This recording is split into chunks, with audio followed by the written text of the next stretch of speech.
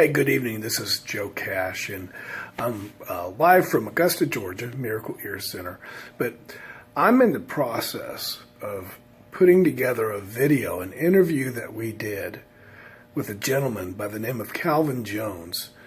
Calvin is a local here in Augusta, Georgia, but more importantly, Calvin is a vital part of our history. My dad, my brothers, all of us enlisted into the service, into the Army. We all have a great value for our veterans and in serving our country.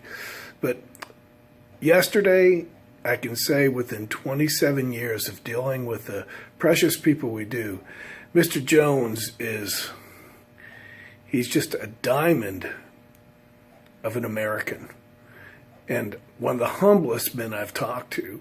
Mr. Jones just turned 92 on December 22nd, the day after my son Luke's birthday. But he will, in the interview, when he was talking, it come to a point where it didn't realize I was there with him. But Jill, who took the video, we were focusing on him because he's sharing things that are incredible. He was there. He was there in the Pacific, on Iwo Jima, when they had to take that island to build airstrips. But there are things he experienced firsthand. He was one of the first 15 black Marines that served in the Pacific.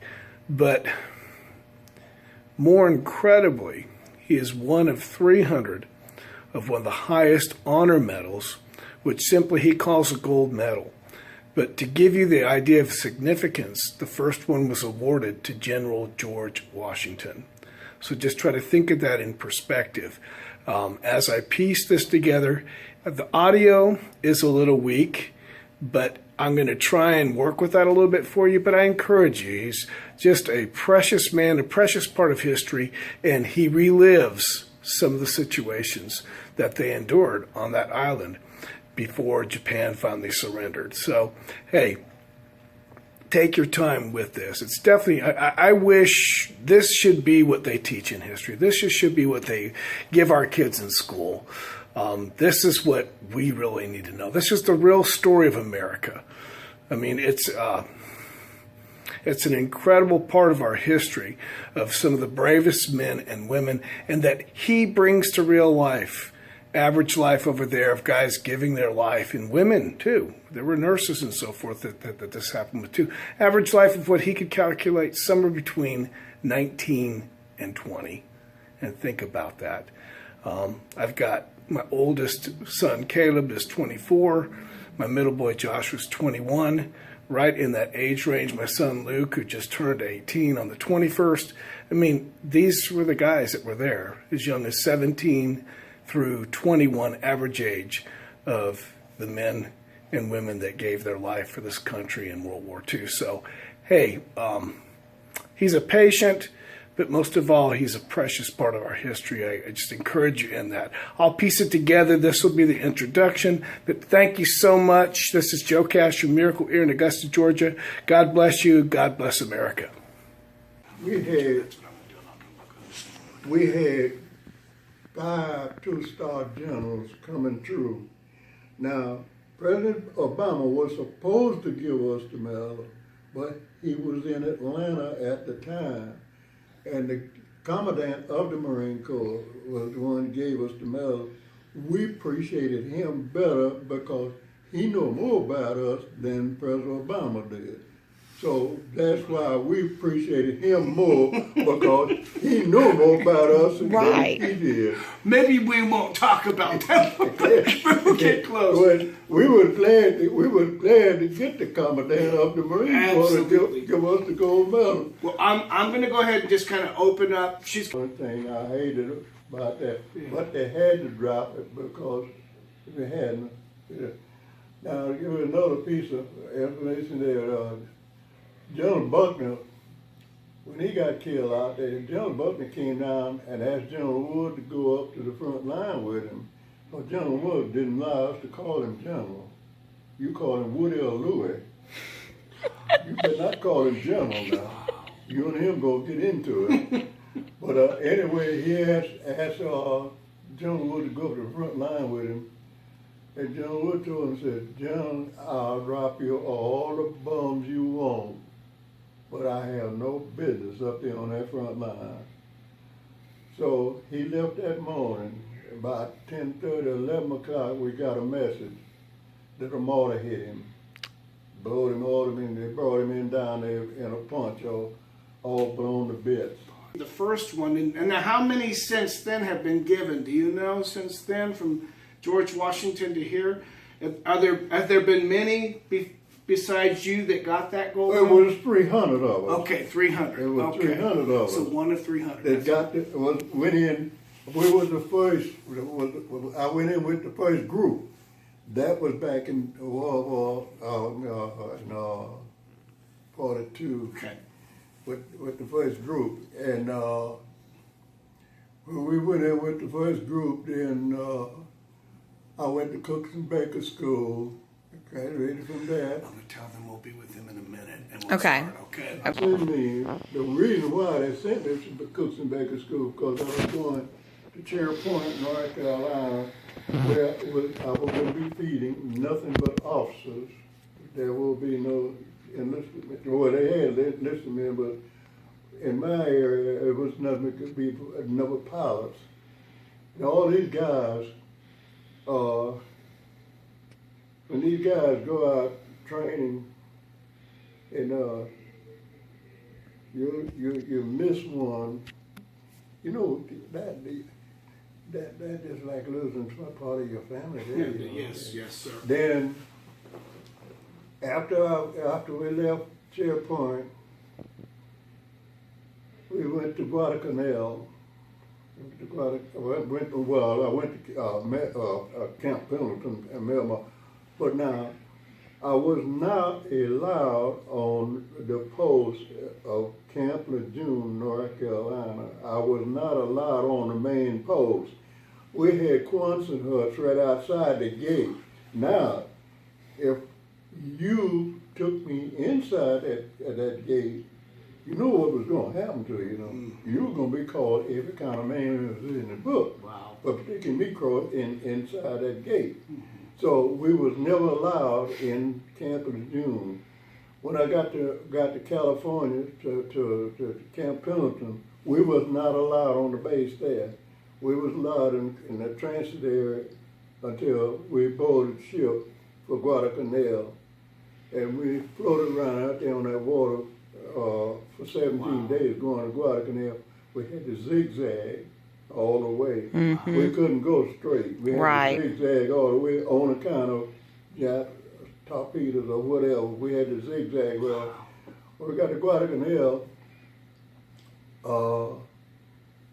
man, is one of the members of the country club. He was on Guadalcanal. He was with the Carson Marine Raiders. What they carried on those islands, you know, the old Tommy guns the gangsters used to carry. Well, this is what they went on the island for, is breaking up communication on the island. And he asked me, I said, yeah, I was on Guadalcanal. I said, but y'all had to mop up and clean up everything. I said, we went out there on Henderson Field trying to set up a mess hall.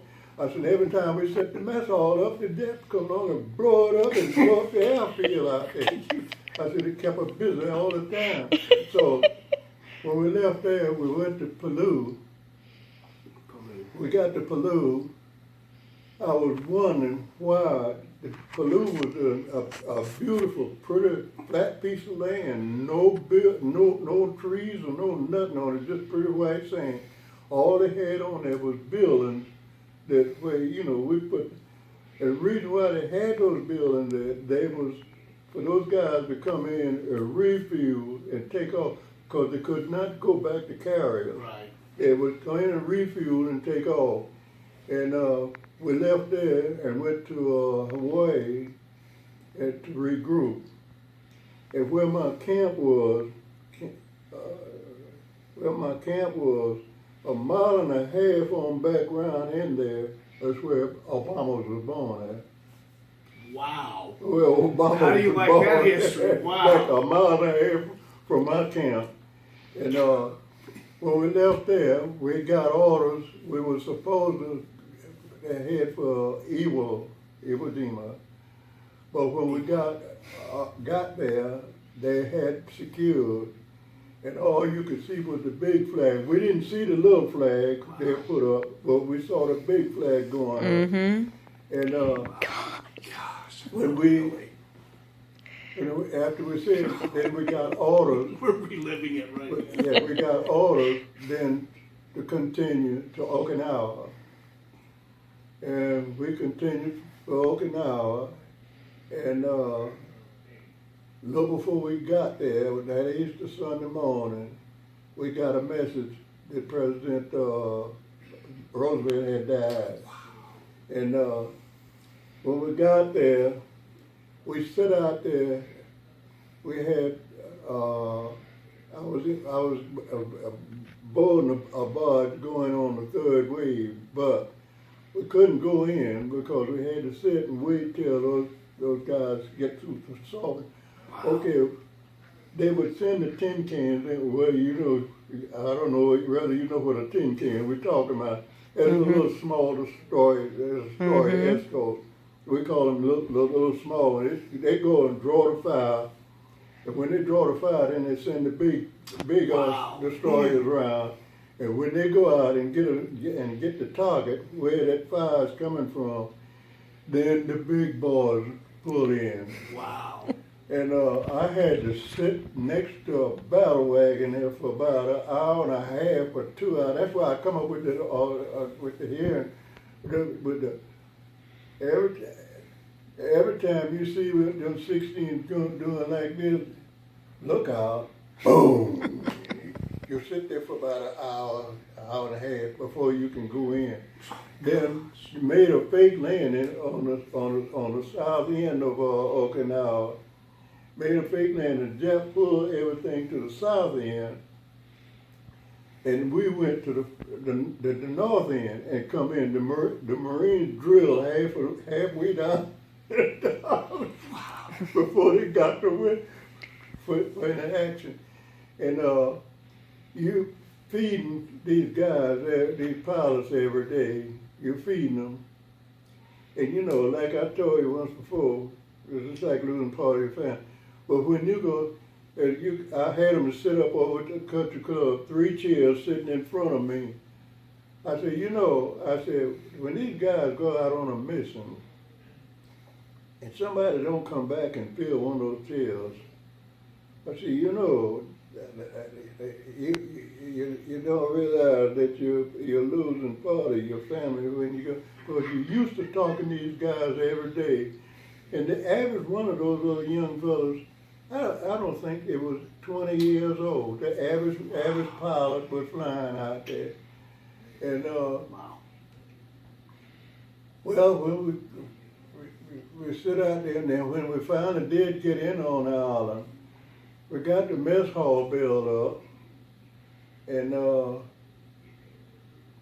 some jackhead left a light on in the mess hall out there. And the Jap come along and made a direct hit with it and blew it all to pieces. Because he said, why would you leave a light on and know? And you know, if they could see a cigarette, when you light up a cigarette, if they could see that, you know, they can see that big old light in that mess hall. But anyway, then B-29s, we had to build an airstrip out there on Okinawa for B-29 to take over. Had to build a 2.5 mile long airstrip for one of those big guys to take off with a full load. And when they get the 50 guys, they just barely getting up. They just barely getting up. And they get so high up there, you know, they look just like a little piece of glass or something when they be so high up there. And when they get in the air, then they take off. Some might not make it back. And I got a picture home, me and a guy, we call him Tail Gunner Joe. He he was a tail gunner on a B-25. And that's why we always call him Tail Gunner Joe. And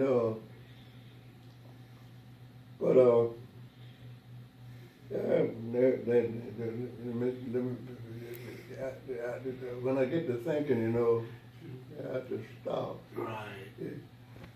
And right where my camp was, we never was able to go in our tents at night. When we get through feeding everybody, get everybody settled down, everybody had to head for the foxhole. You wasn't able to sleep in no tent at night because the Japs starts around 6:30. As soon as it starts getting halfway dark, they start coming in, and that goes on all night. Now me, a dummy, getting out there, watching a P-38 and a Jap dog fighting, which was a dangerous thing, you know, so I want to get out there and see. Now, you wouldn't want to go out there and see, because you don't know where one of the bullets might hit. But I'm out there watching, but that P-38 come along there and that Jap was on him, and he just went right straight up in the air like this. And when he went up, he flipped over. When he flipped over and got on the backside of that Jap and brought him down. Oh my goodness! Wow! Brought him down. And you are there, right? Yeah, brought him down. But see, a Jap, they couldn't fly their plane like a P-38. P-38 just shoot right straight up in there. But they had to go up slant. But because if they tried to go straight up, they would lose their wings. Yeah, they would lose their stability. So that's why that guy flipped over and come back and shot him down. And well, when we were sitting there on the fox, we came out that morning. We were sitting out there on the foxhole, and we were listening to the radio. And they interrupt us. We interrupt this program to bring you a special announcement. The Japanese have so desired to surrender. You know how the guys and dip some more Tokyo Rose propaganda. That's what we thought it was. Yeah. But anyway, we felt the island shook. We felt the island when it shook. That was 300 miles away. We felt the island when it was like that. Oh my goodness. And when we got the message that they had dropped the A-bomb. Only thing I hated about that,